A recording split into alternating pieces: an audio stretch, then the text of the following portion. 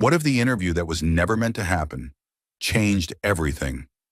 He was a single dad out of chances and out of time until a stranger said three simple words that stopped him in his tracks. Don't go. He thought it was just a mistake. She knew it was something else entirely. This isn't just a story about second chances. It's about the kind of quiet kindness that builds something stronger than success. It builds home. So before we begin, if you're someone who believes in stories that heal, inspire, and remind us that the smallest moments can carry the biggest weight, hit that subscribe button and stay with us through every twist, every tear, and every turn of this unforgettable journey. Now, let me tell you what happened when he almost walked away. Single dad was about to leave the interview, but she reached for his hand and said, "Don't go." The rain had thinned by the time Ethan Cole stepped under the office awning, but his shirt clung to his back like a second skin, and the cuffs of his pants were soaked from the puddles he hadn't managed to avoid. He checked his watch, 9:53 a.m. He was 23 minutes early for a job interview. He wasn't even sure he believed in anymore. The reception area of Brennan architecture was polished and quiet, its modern lines softened by warm lighting and walls lined with minimalist watercolor prints. Ethan hesitated at the glass door before pushing it open, his hand briefly catching on the rusted metal edge of his umbrella. The contrast between the building and himself was not lost on him. This place spoke in whispers of refinement and possibility. He meanwhile carried his resume in a plastic grocery bag to keep it from getting wet. Behind the front desk, a young woman in a navy blazer looked up with a professional smile. "Good morning. May I help you?" Ethan cleared his throat. "I'm here for the 10:15 interview. Ethan Cole." She tapped her keyboard, brows furrowing slightly. One moment. He waited, shifting on his heels. His hand smelled faintly of engine grease no matter how hard he'd scrubbed. The paper bag crinkled as he held it tighter, the resume inside slightly bent at one corner. He hated that. "I'm sorry, Mr. Cole," the receptionist said finally, her tone soft but uncertain. "You're not on the schedule. Are you sure it was today?" Ethan offered a half smile he hoped didn't show how hollow he felt. "It's all right. There might have been a mix-up."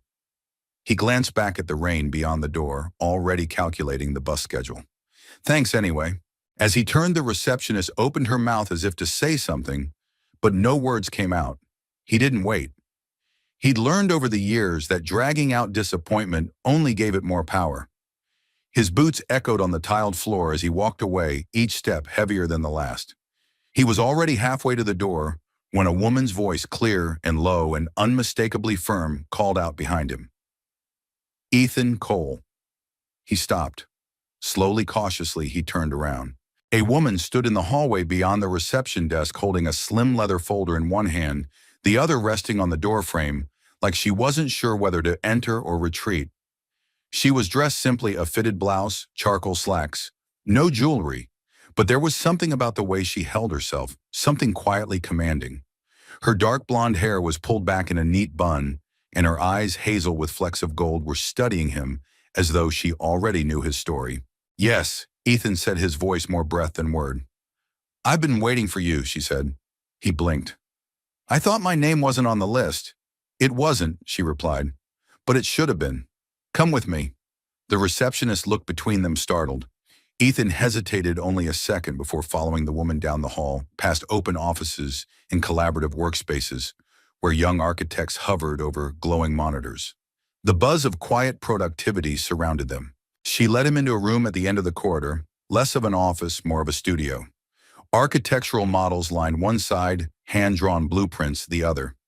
A drafting table stood near the window, covered in pencil sketches, most of them done by hand. Ethan noticed immediately. That wasn't common anymore. She gestured toward a chair. "Sit, please." He obeyed. "I'm Natalie Brennan," she said, sitting across from him. "My family owns this firm, but I only recently moved back from Florence. I'm overseeing our new community design initiative, and I came across something yesterday in the discard pile."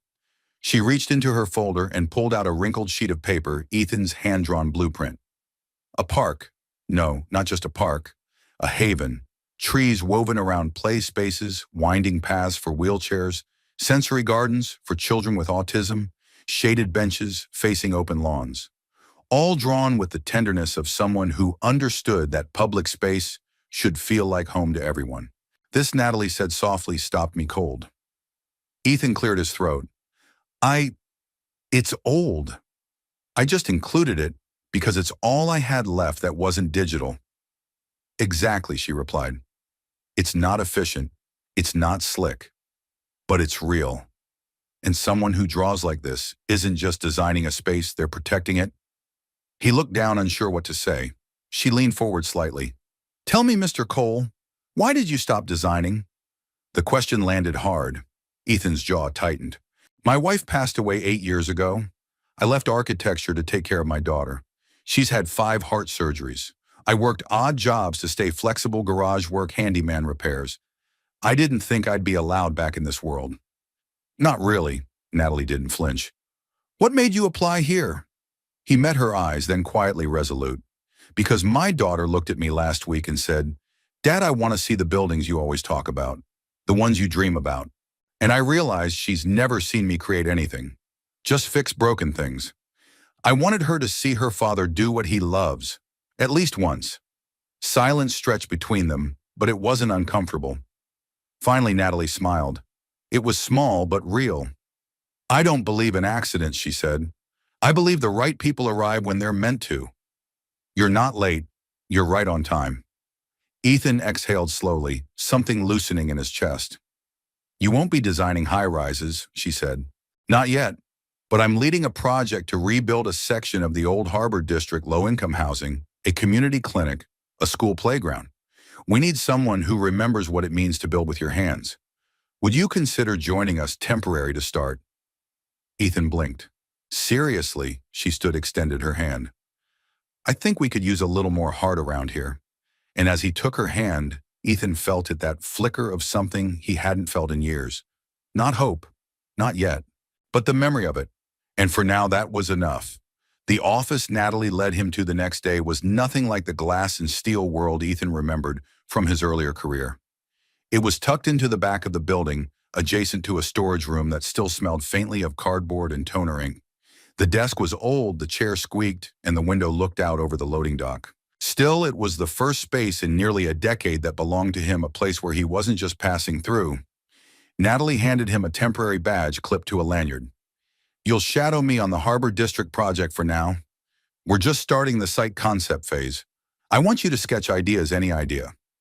Don't overthink it. Just draw. He nodded, clutching the badge like it might vanish if he blinked. She glanced at his hands. Do you have everything you need? I brought my pencils, he said, and some brown butcher paper I use at home. I draw on the back of Ellie's old school posters. It's a habit. Natalie smiled faintly but not unkindly. Then we're off to a good start. She left him with a roll of blueprints, a rough site plan, and a note in clean handwriting. Don't design a building. Design a place where people heal.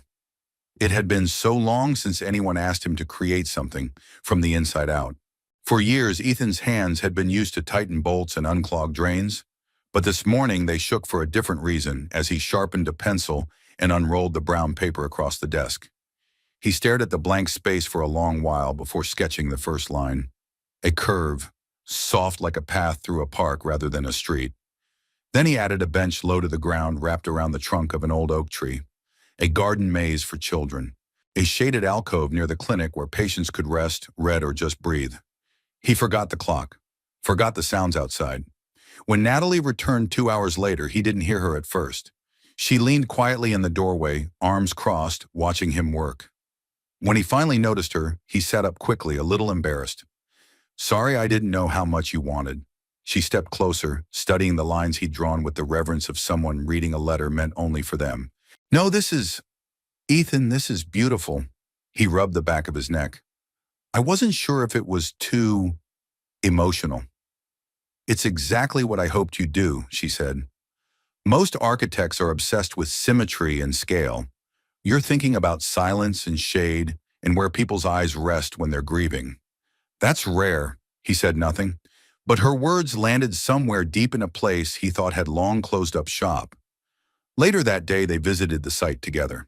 The Harbor District was little more than a neglected cluster of brick buildings and cracked pavement The kind of place city officials talked about redeveloping in campaign speeches and then forgot. Weeds burst through sidewalks. Chain-link fences sagged under their own weight. A stray cat darted across the road as Ethan stepped out of the truck. "We'll start here," Natalie said, pointing to an old community center that had been boarded up since the pandemic. "It'll be a mix of housing, playgrounds, gardens. We want to preserve the bones of the place, though. It has memory." Ethan ran a hand along the rusted fence. "Places like this raise kids like me. There's strength in that, just buried under neglect."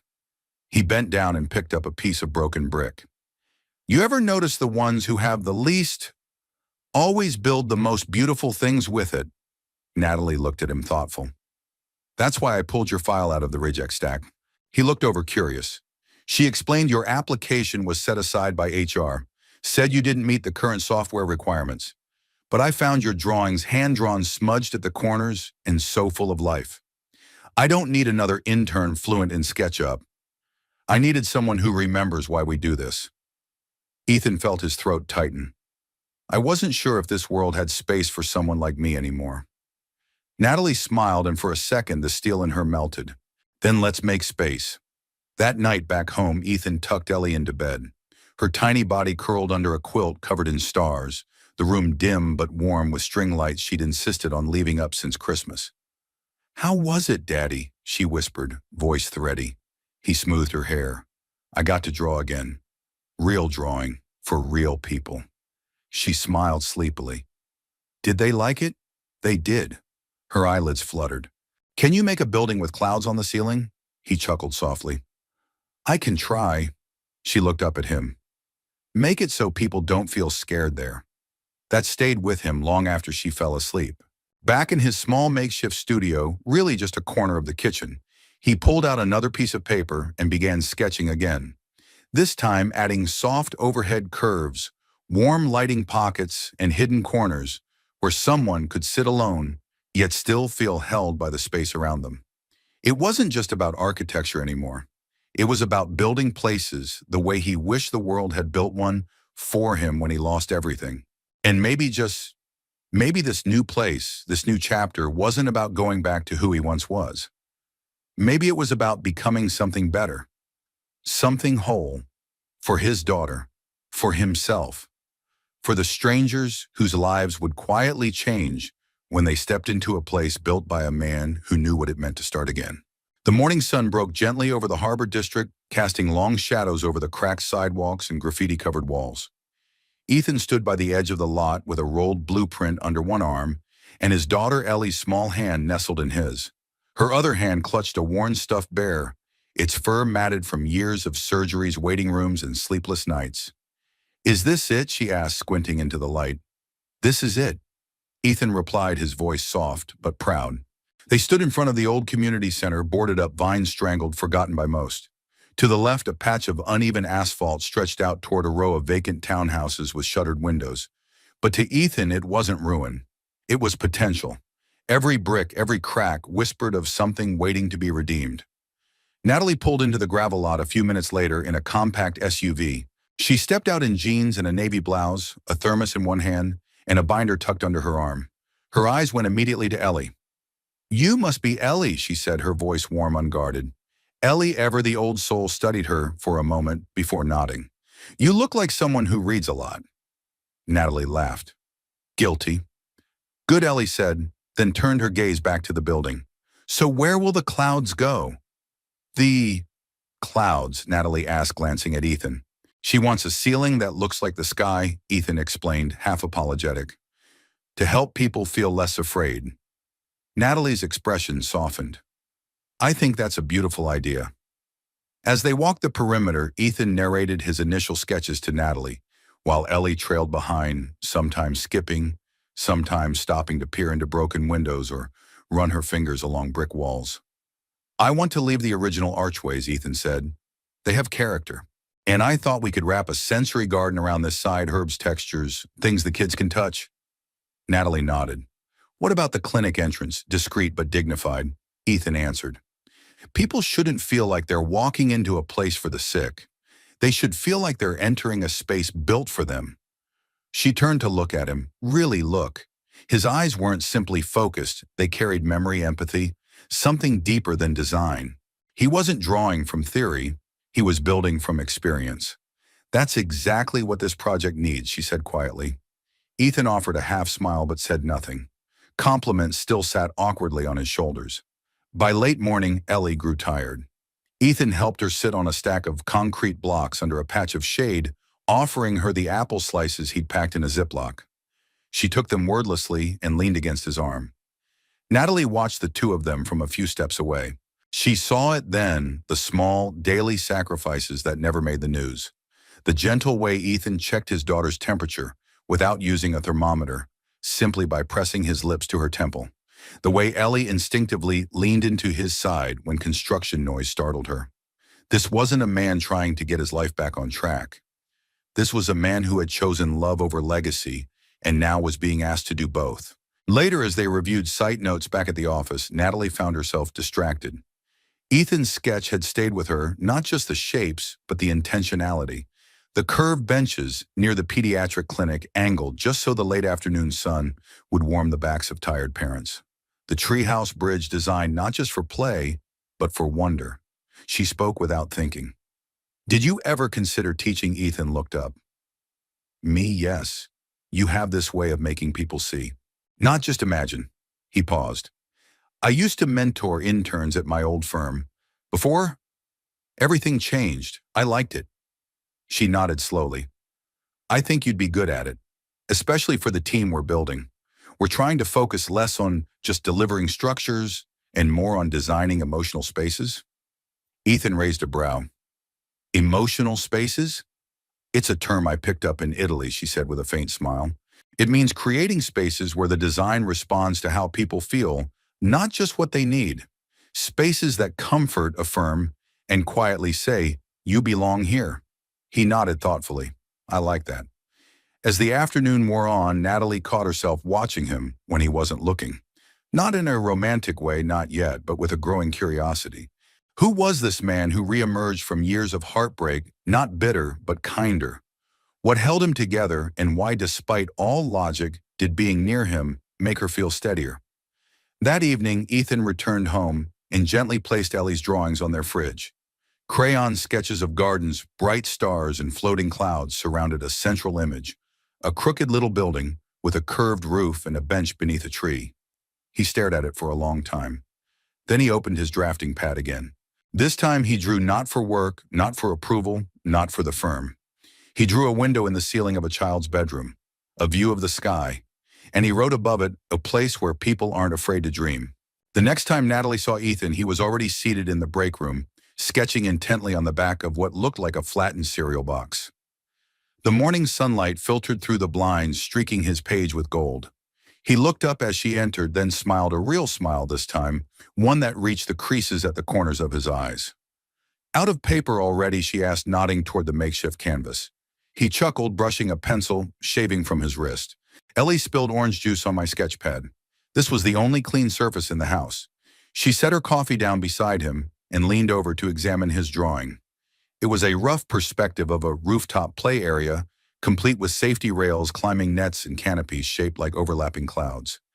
"I figured," he said, "if you're going to make the sky part of the design, might as well let the kids reach for it." She studied the sketch, then his face. "You always draw like this. From feeling first, then function." He shrugged. "I don't know how to separate them."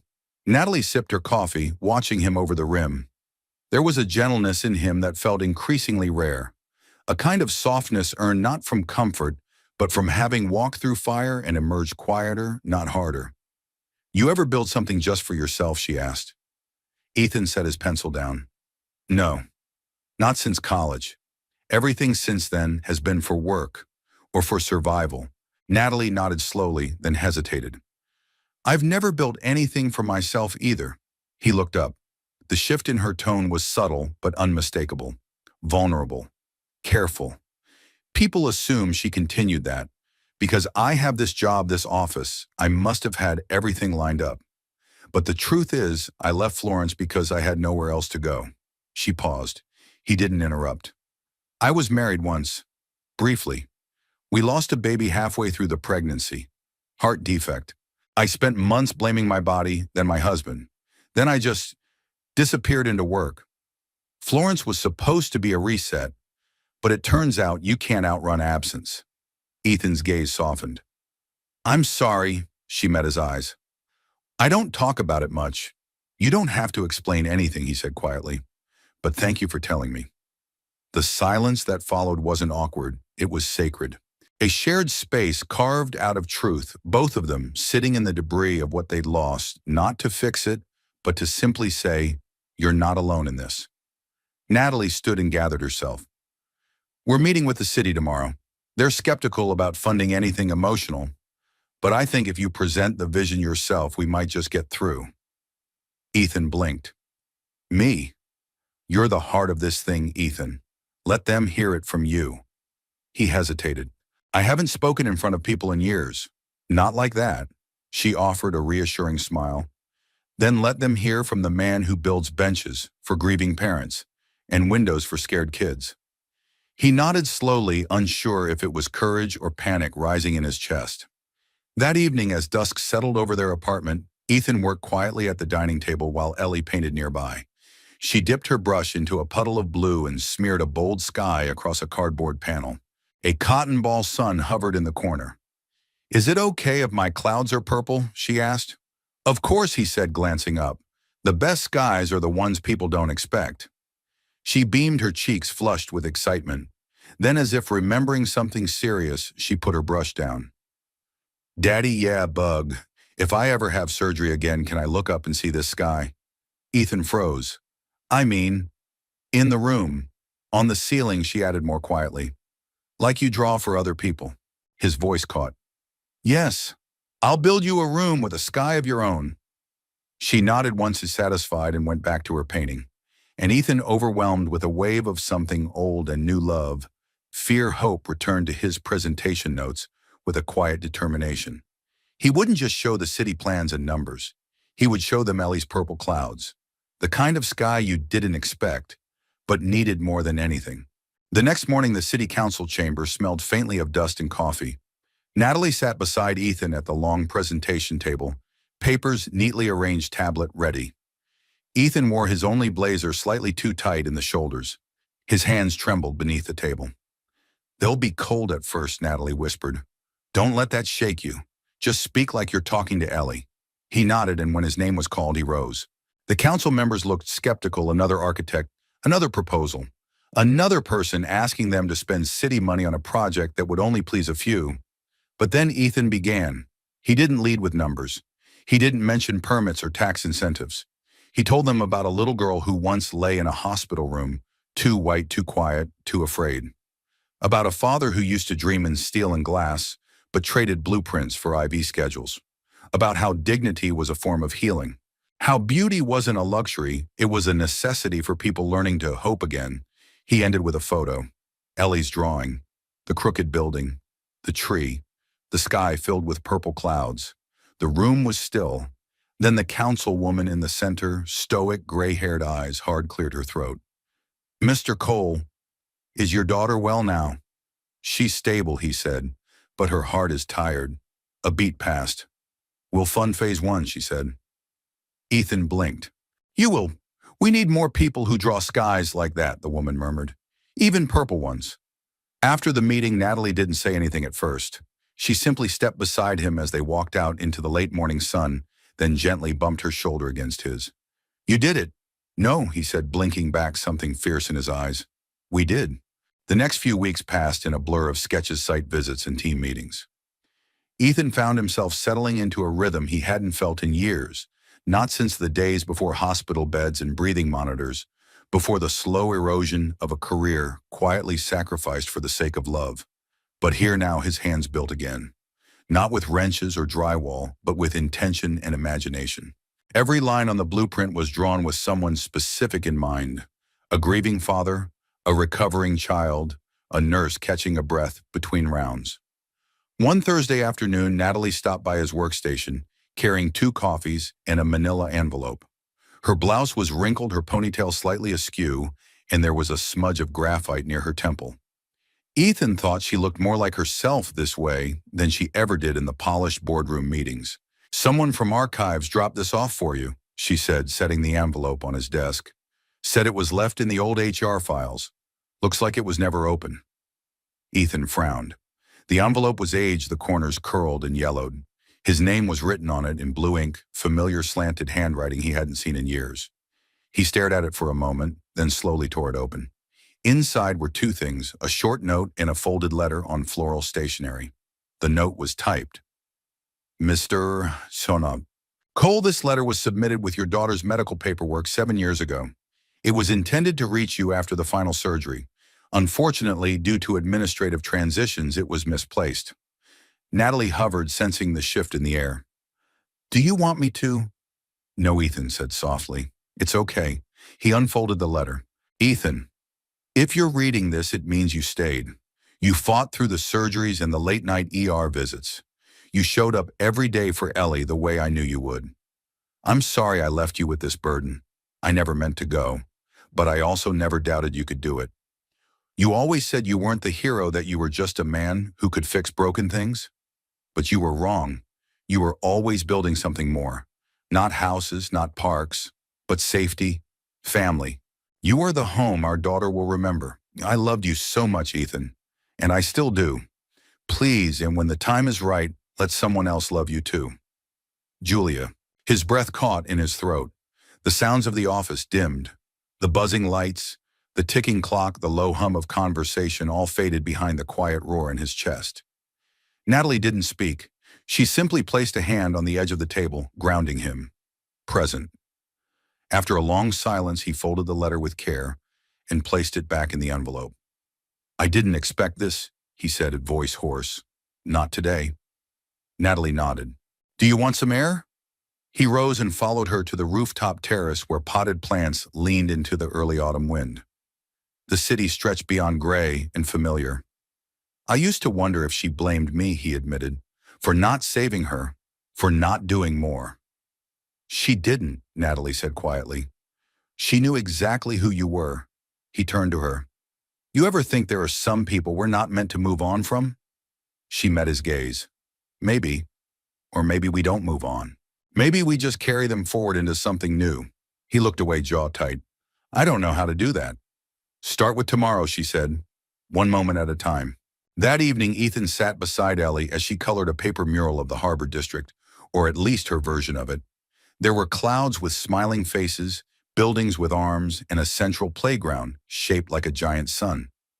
Daddy, she said without looking up, do you think Mommy can see this? He paused. I think she sees everything, Bug. Ellie nodded. Do you miss her every day? Me too, she whispered. Then after a beat, do you think it's okay if we're happy now? The question cracked something open in him. He pulled her close. I think that's what she always wanted. The next morning, Ethan returned to the site early, arriving before anyone else. The sun hadn't yet crested over the rooftops, and the site was bathed in gray-blue quiet. He stood in the middle of the lot, breathing in the silence.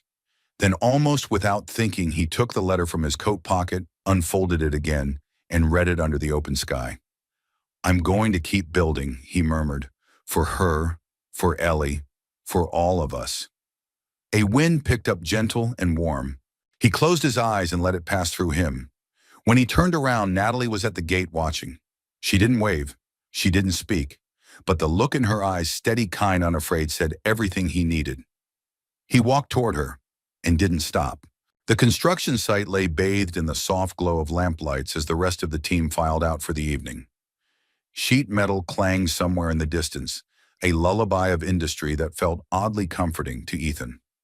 He was alone at his drafting table, an old wooden door laid across sawhorses tracing soft pencil lines on a crisp sheet of vellum.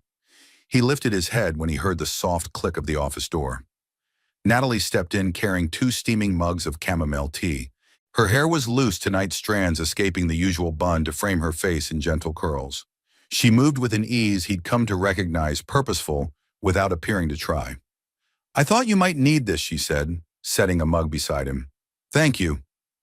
Ethan inhaled the herbal scent and wrapped his hands around the warm cup. I didn't realize how late it was.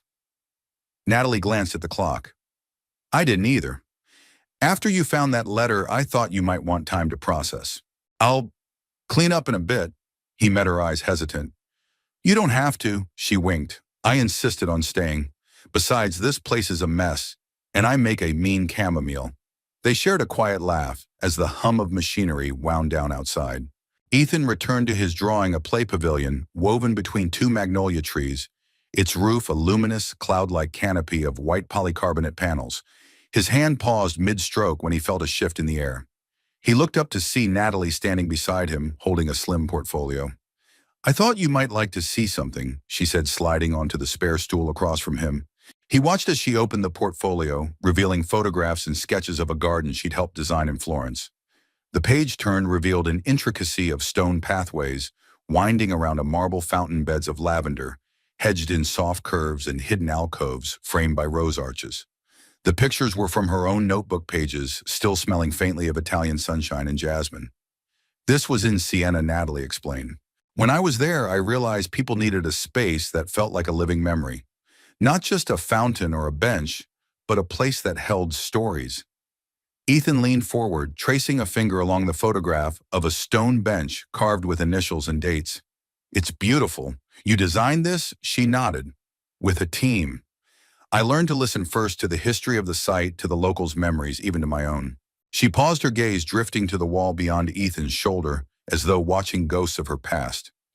I lost someone there. He set his tea down and met her gaze. I'm sorry. She swallowed, gathering her breath. My son, she said softly. My only child. We knew he wouldn't live past infancy, so I built that garden for him to leave something beautiful behind. Ethan's heart seized. I didn't know. It's not something I bring up, she admitted. After he died, I buried myself in work. I thought if I kept designing, kept moving, I could outrun the grief. She closed the portfolio and tucked it beside him. But sometimes grief needs a place to live too. Ethan reached across the table, placing his hand lightly over hers. The touch was feather light but carried the weight of everything they'd shared. Loss, hope, late-night conferences, phone calls from hospital rooms. You're not alone, he whispered. Her eyes glistened, the lamplight catching the moisture. She gave him a small, grateful smile and gently removed his hand. Thank you. For a long moment they sat in silence, hands wrapped around mugs half forgotten, listening to the building settle in the cold air. Then Ethan rose and fetched his jacket from the coat rack. Let me, he said, slipping it over her shoulders. She curled into the warmth of the wool, and he straightened, smoothing the lapels so they sat neatly. She looked up at him, startled by the gesture. You're always cold, he said. And it's October. She touched the collar, her fingers brushing his hand. You always notice. His throat bobbed. He wanted to say so much more about how much her presence mattered, how much her quiet strength inspired him, but the words felt too raw, too ripe to release just now. Instead, he simply nodded. Finish up here, she said, voice light again. I'll lock up. He returned to his drawing, but the lines he made afterward were softer, more tentative, more lyrical. He added a narrow window high in the pavilion wall, where daylight would filter through colored glass like shards of morning. Beneath it, he sketched an alcove bench with carved hearts and initials real, and imagined to honor both Eli, his future dreams, and the boy Natalie had lost. Natalie flicked off the lights in the main office and stepped into the hallway. The night air had cooled further, and the distant hum of the city had grown faint. She paused outside the drafting room and listened. Ethan's pencil strokes were gentle, deliberate. She thought about the first day they'd met when he'd sketched that playground, and how every chapter since had been about rebuilding trust in himself, in kindness, and perhaps in love. She exhaled, steeling herself. Stepping inside, she leaned against the doorframe. He looked up, expression curious. Mind if I stay a moment? Not at all, he said, setting down his pencil. She crossed to him, placing a hand over the newly drawn window and tracing the colored glass with her fingertip. I can feel it. He watched her heart pounding. It's for Ellie, he said, and for everyone who walks through that gate feeling too small or too scared. She closed her eyes, leaning into the warmth of his intention. Then softly, and for those of us who need a sky of our own. His breath caught. He moved closer until their shoulders touched. For a heartbeat, they simply stood there. Two people tethered by grief and guided by hope, their shared purpose blossoming into something neither had expected. Finally, Natalie opened her eyes and stepped back, smoothing her jacket. "I should go," she said, voice hushed. Ethan watched her collect her things. "Thank you," he said, meaning it in a way that resonated deeper than any blueprint. She offered a small, luminous smile. "Good night, Ethan." "Good night, Natalie." As she closed the door behind her, Ethan reached out once more, almost instinctively, to touch the window sketch. He imagined light streaming through its soft, refracted colors, dancing on curious faces below. And in that moment, he understood that this project was more than bricks and mortar. It was a testament to quiet courage, to lives rebuilt brick by brick, and to the gentle current of a love that flowed quietly beneath it all. The first sign was so small, Ethan nearly missed it. Ellie didn't finish her pancakes. She didn't complain, didn't cry, just pushed the plate aside and rested her head on her folded arms at the kitchen table. The morning sun washed across her face, turning the circles under her eyes a faint lavender. "You okay, Bug?" Ethan asked, crouching next to her. She nodded, but her voice was thin, just tired. Ethan brushed his knuckles across her forehead. Warm, warmer than usual. He waited for a moment, just watching her breathe, then gently placed a hand over her chest, right where her heart beat softly beneath her favorite astronaut pajama shirt. It felt off. Not alarming. Not yet, but off. At the office, Natalie was already mid-discussion with a structural engineer when Ethan arrived. The construction phase was nearing, and the Harbor District project had picked up speed permits, approved community support, rising donations beginning to trickle in. "Morning," she said, her face lighting up as she turned toward him. "We've got to finalize the materials for the pavilion roof. The supplier in Vermont called with Ethan." She paused. Something in his face gave him away. He didn't answer right away. He stepped closer, lowering his voice. "Ellie didn't eat this morning," he said. "She's warm. I know her color and it's off. Her last checkup was good, but it doesn't feel right." Natalie's expression softened. "You think it's her heart? I don't know," he exhaled. "And I don't want to panic, but I also don't want to gamble." She nodded, already reaching for her phone. "Go. Take her in. I'll handle things here." He looked at her, really looked grateful beyond words, but then he hesitated.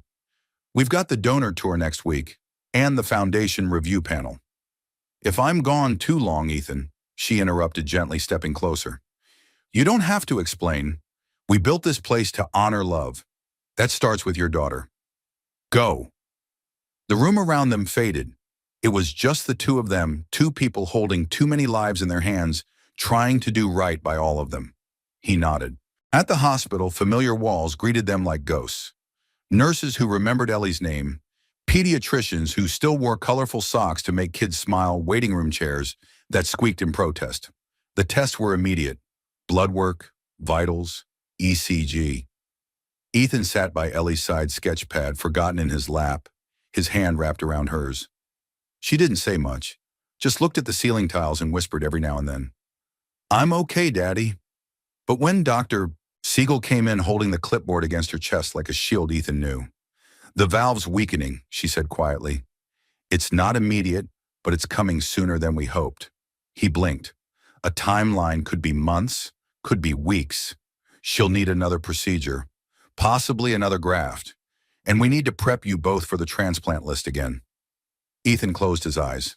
He had known this was possible, likely even. But knowing it in theory was different than hearing it spelled out under fluorescent lights while your little girl lay quietly beside you, too tired to even ask questions. He nodded. Okay. But inside, everything cracked. That night, Ethan sat by Ellie's bed as she slept, the soft beep of machines punctuating the silence. He opened his sketch pad, flipped past pages of pavilions and gardens and colored glass skies. He stopped at the one he'd drawn weeks ago. A bench under a tree, a window to the clouds, a girl reaching up. His pencil hovered over the image, but he didn't draw. Back at the office, Natalie worked late alone this time. The team had wrapped up hours ago the construction crew scheduled to begin framing by the end of the week. She should have been excited. They'd fought hard for this, rallied city officials, donors, even local artists to participate in the community mural that would grace the outer wall of the new center. But Ethan's absence was a shadow that stretched across every corner of the studio. She stared at his empty desk, then at the design board where his latest rendering hung a side entryway, with a quote etched into stone beneath the arch. Hope is a place you enter, not a feeling you wait for. Her throat tightened. Just then her phone buzzed. A message from Ethan. Still in the hospital. She's stable but not great. I may need to step away longer. I'm sorry, Nat. She stared at the screen for a long time before typing back. Nothing to be sorry for. Take care of her. We're not building without you. Then after a moment, tell Ellie I'm saving a patch of sky just for her. 3 days passed. Then 5. Then 8. And the project pressed on, but slower, more cautious. Natalie met with the board-delivered presentations, even did interviews with local press. But Ethan's absence left a void no substitute could fill. His designs weren't just drawings. They were reasons. So on the 9th day, she did something she hadn't done in years. She drove to the hospital. Ethan looked up as she stepped into the room. He hadn't shaved. His eyes were shadowed, his shirt wrinkled. But he stood when he saw her, careful not to wake Ellie, who lay curled beneath a knit blanket. You shouldn't have come, he whispered.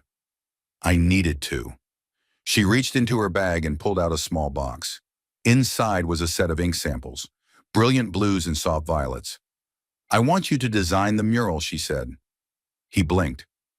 You already had an artist. They backed out. But even if they hadn't, I'd still want it to be you. It should be Ellie's sky.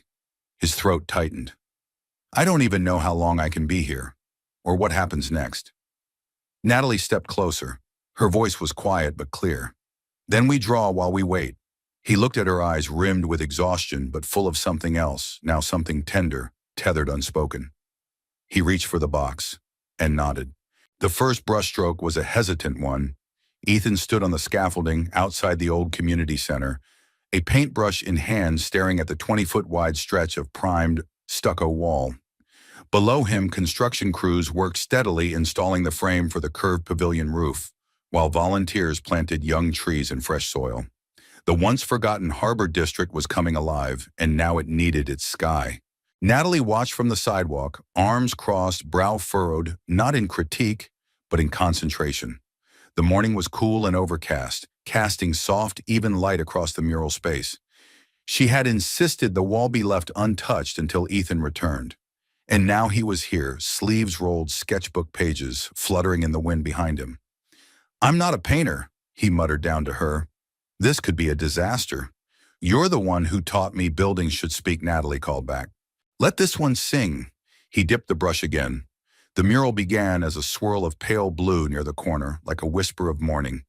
Then a band of deeper cobalt. Soft purple clouds curled into the corners, Ellie's favorite.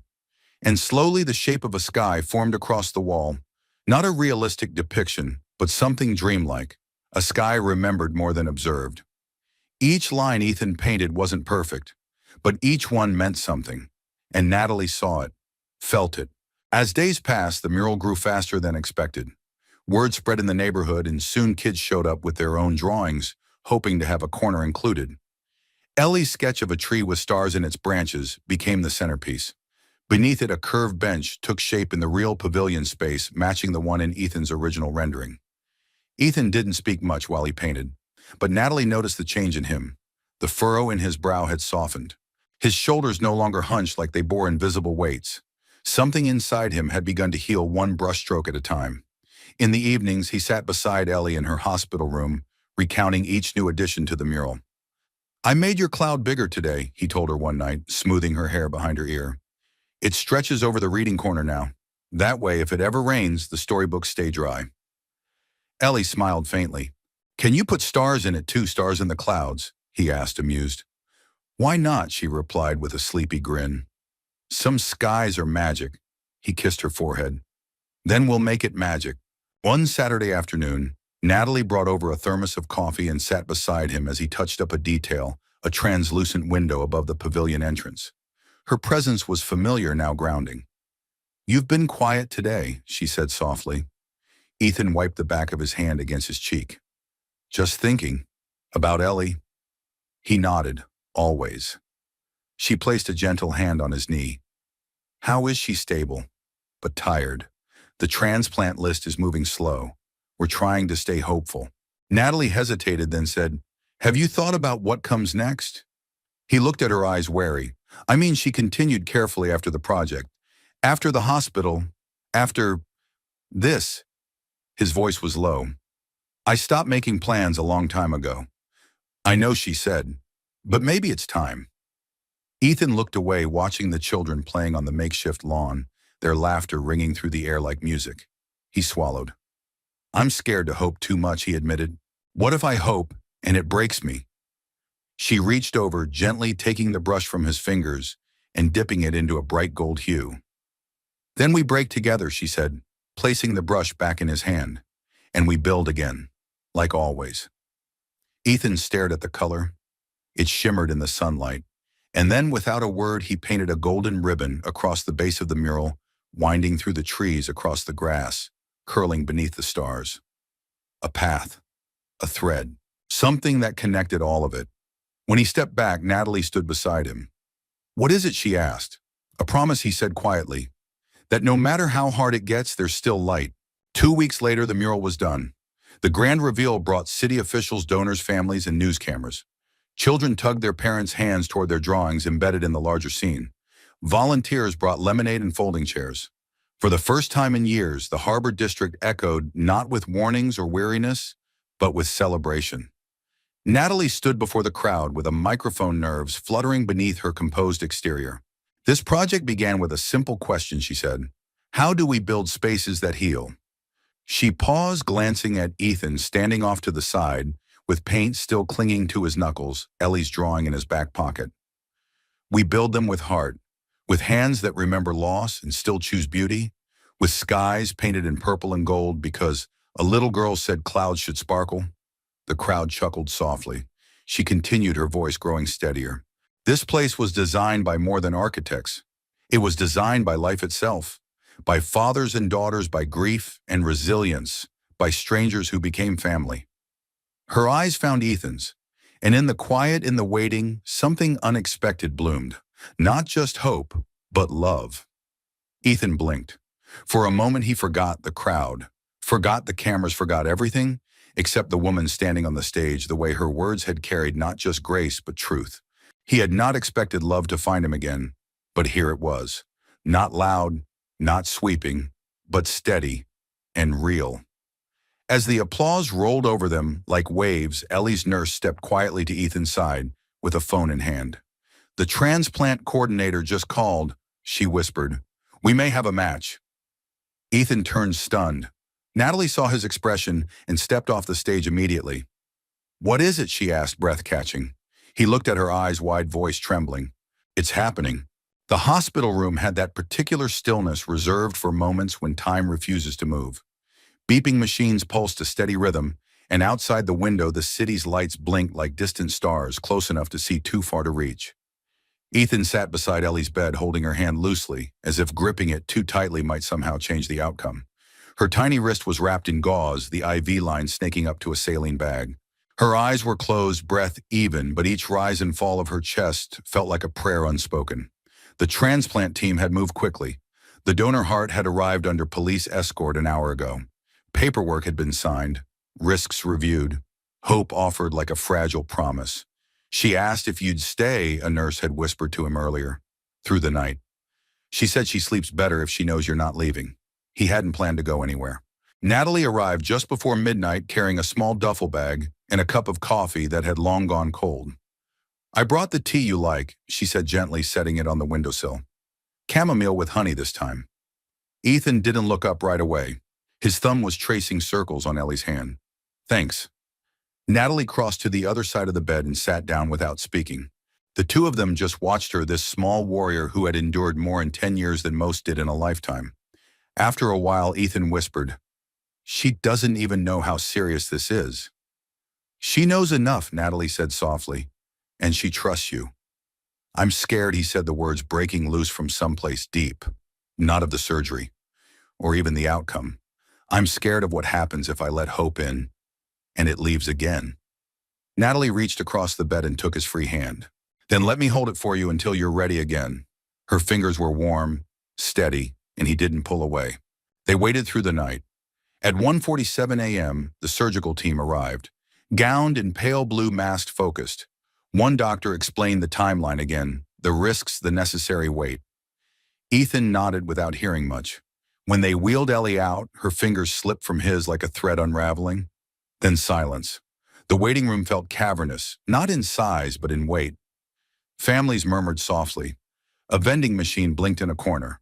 Someone cried into a sweatshirt sleeve 3 rows down. And Ethan sat motionless, eyes fixed on a spot in the floor where the tile was cracked.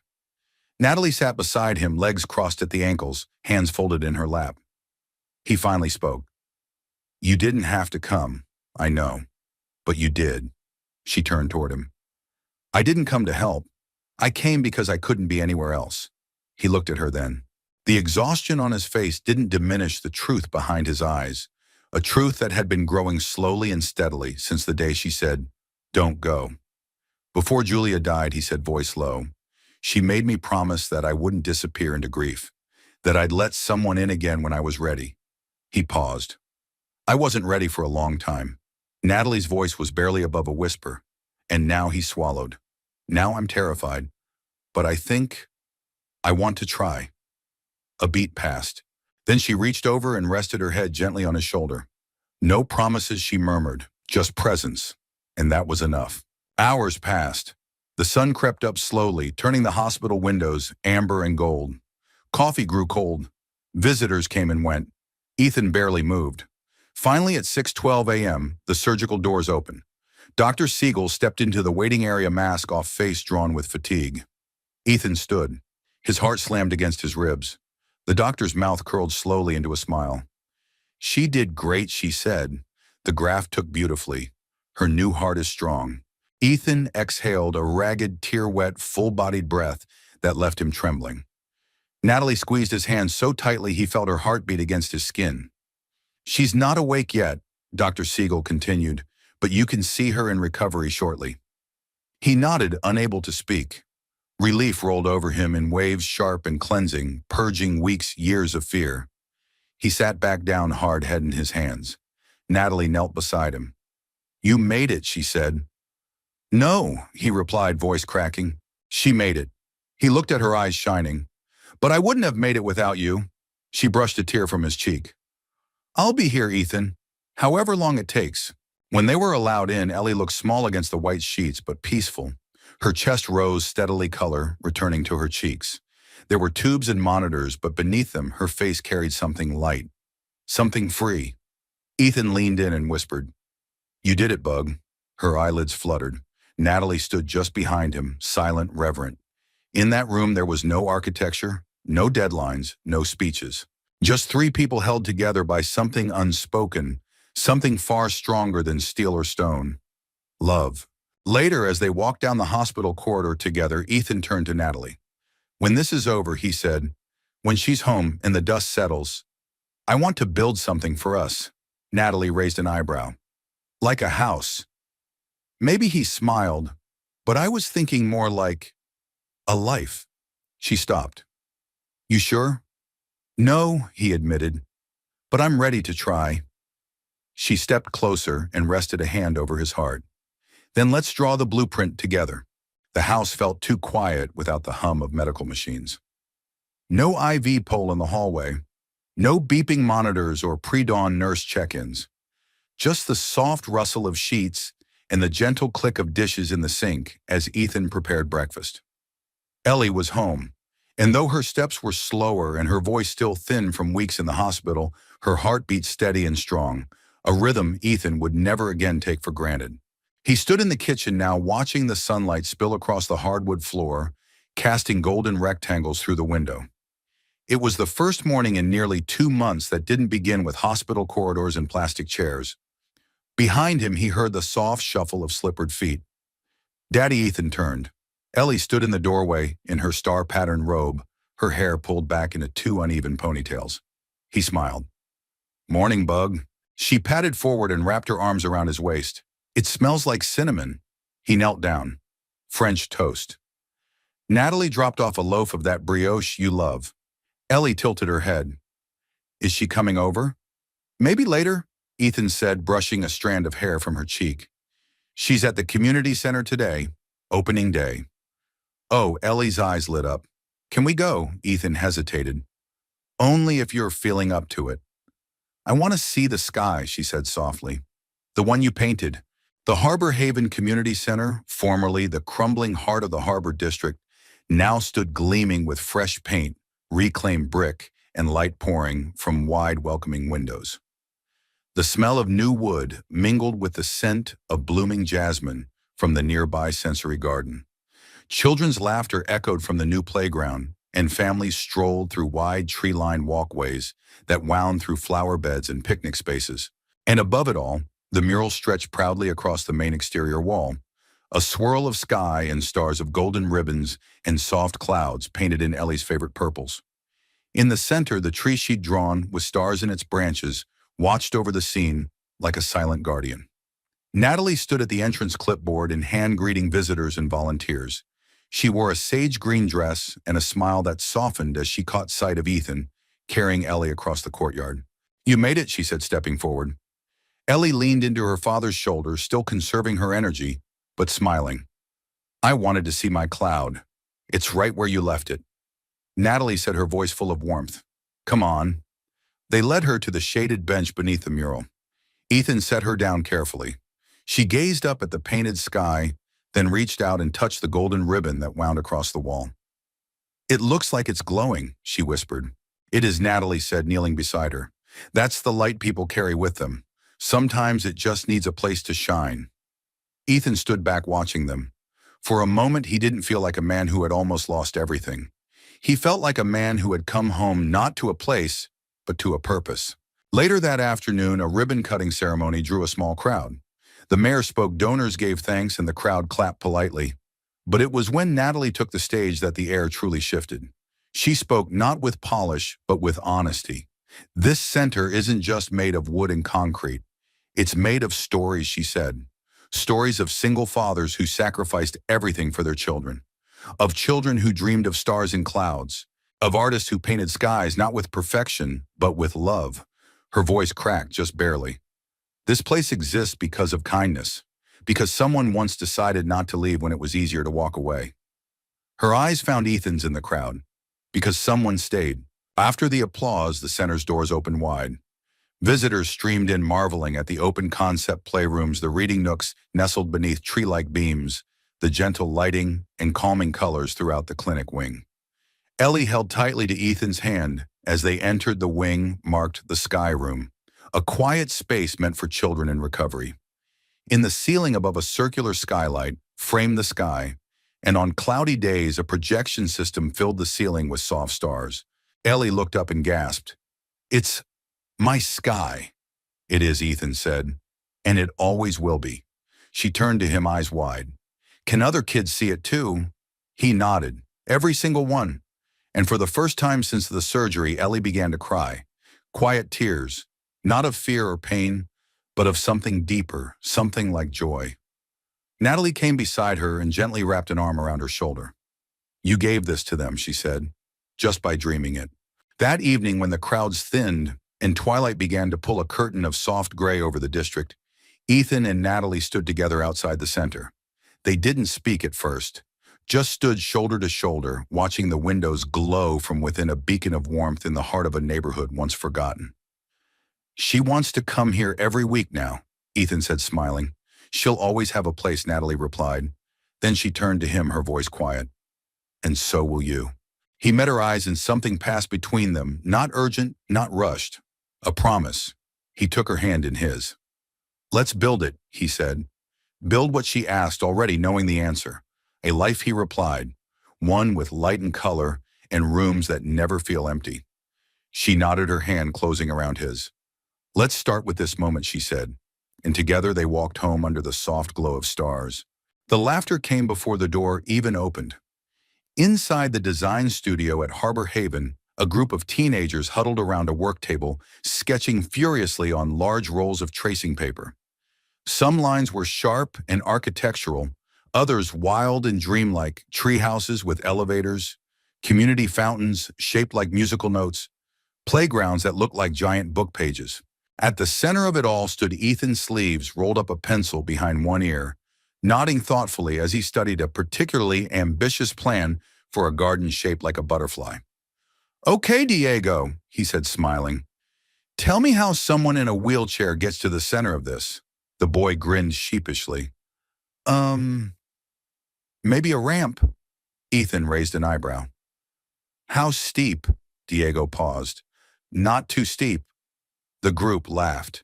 Ethan smiled too. But then he leaned forward, tapping the sketch with a fingertip. Try again. Dream big, but dream real. If it doesn't welcome everyone, it's not good design. The room quieted, but not in disappointment and thought. Then heads bent over drawings again, pencils moving. Natalie stood quietly in the doorway watching.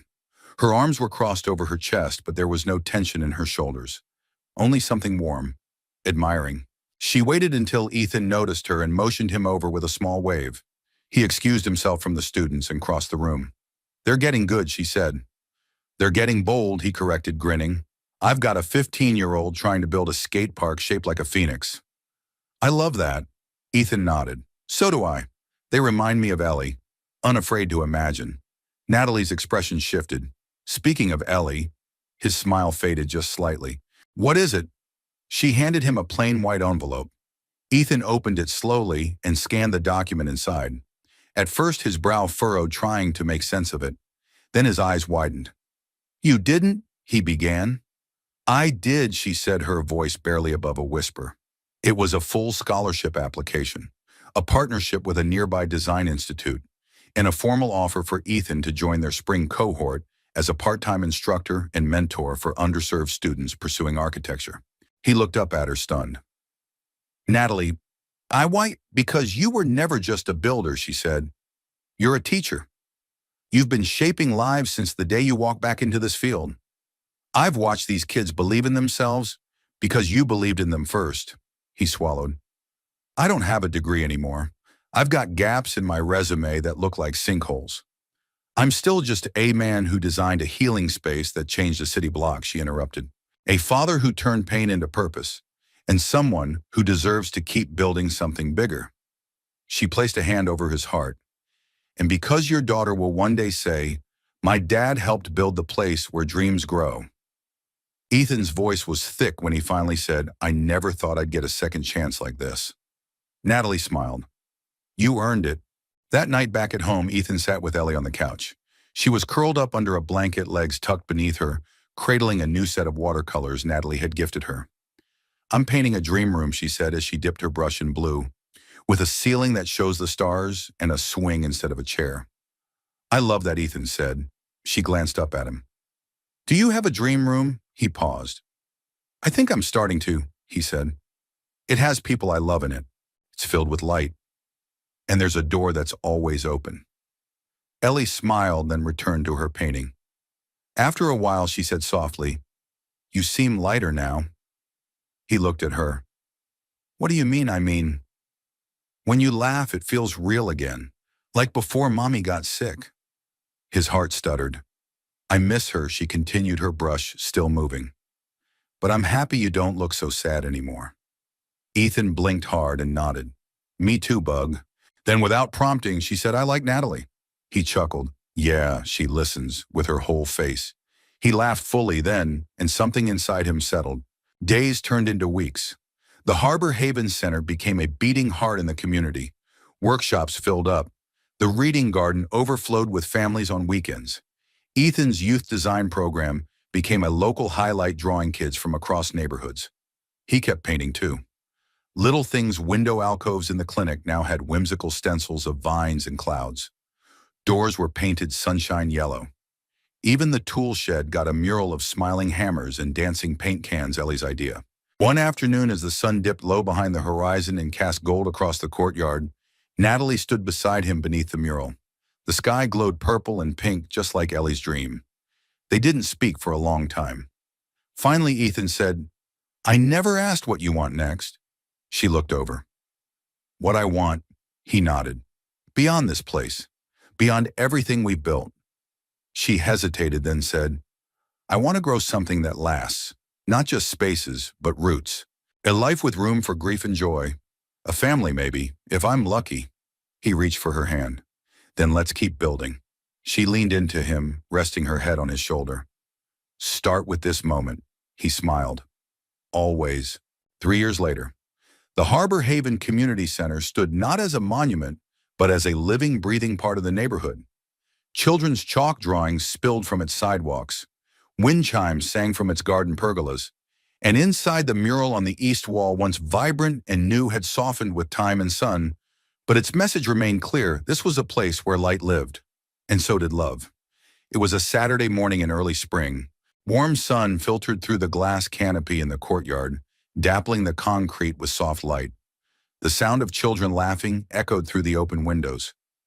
Nearby, Ethan adjusted a stool at the youth sketch table, pausing to help a young girl erase a smudge from her watercolor skyline. "You don't have to start over," he said gently. "Sometimes the messiest strokes become the most interesting ones." She looked up and beamed. "Like yours," he grinned. "Exactly like mine." From across the courtyard, Natalie watched the exchange with a soft smile. She wore a breezy linen blouse and had a pen tucked behind her ear, a clipboard full of program schedules balanced against her hip. Years had passed, but her presence remained the same, strong, steady, and impossibly grounded. Ethan caught her eye, and they exchanged a glance that said more than words could. This was home now.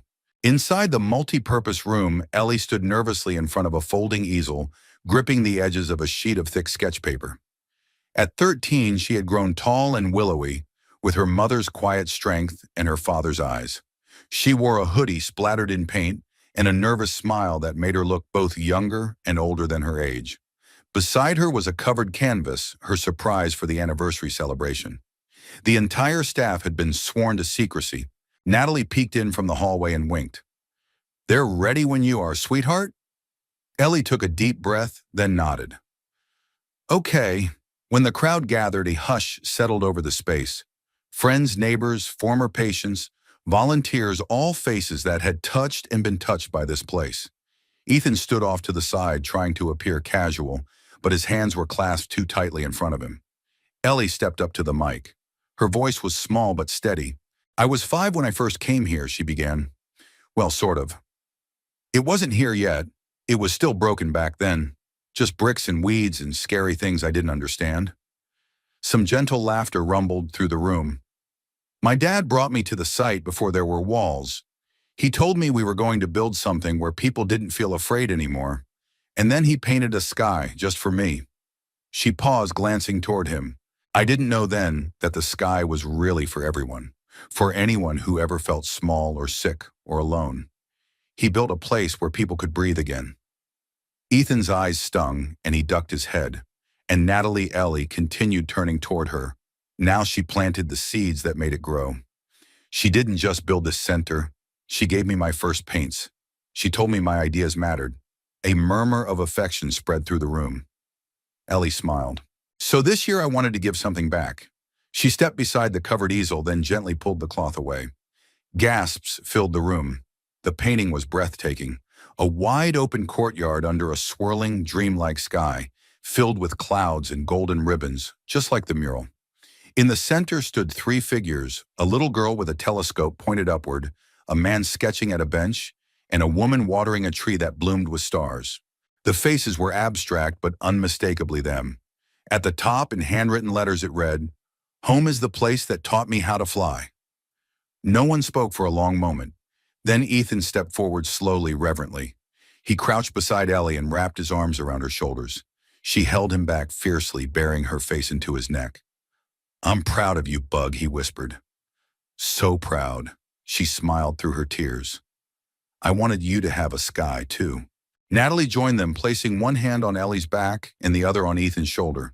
For a moment, they simply stood there, a family forged not by perfect circumstance, but by compassion, resilience, and 1,000 quiet choices to stay when it would have been easier to walk away.